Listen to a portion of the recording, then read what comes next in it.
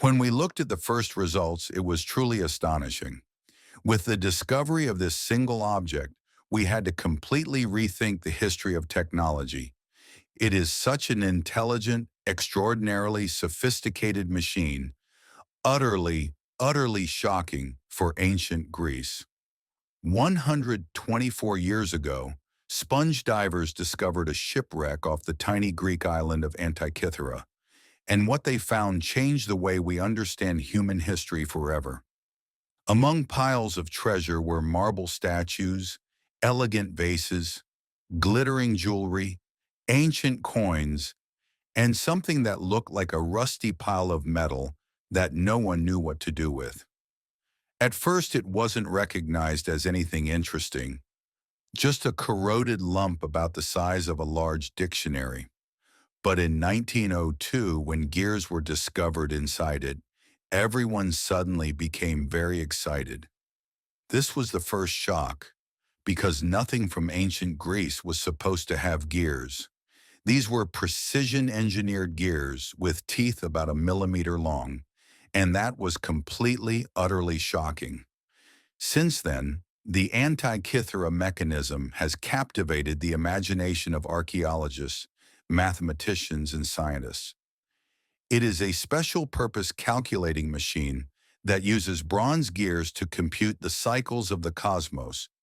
By cosmos, we mean the sun, the moon, the planets, and the fixed stars.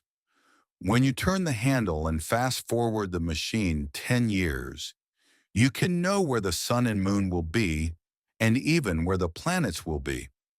But the question of why the ancient Greeks built such a device has occupied experts since the day it was discovered. I think it was designed as a calculator to compute the theories they already had. They had astronomical theories, but here they could calculate them simply by turning a handle. It could look into the future. For example, you ask, where will the moon be 5 years from now? You turn the handle, and it tells you almost instantly. This is a monumental step in the history of science and technology. Today, we take this for granted, but at the time, the idea that your scientific theories and your predictions could be mechanized was utterly astonishing. This 2,000-year-old device, now kept in a museum in Greece, survives in 82 fragments, and most of it is lost. But in the years since its discovery, modern technology has dramatically advanced what we know about the mechanism. In the 1970s, a team X-rayed the device, and its first secrets were revealed.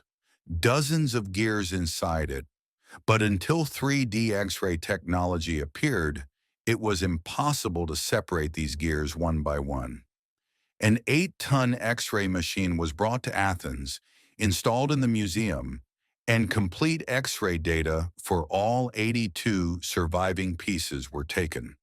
When the first results were examined, they were truly astonishing.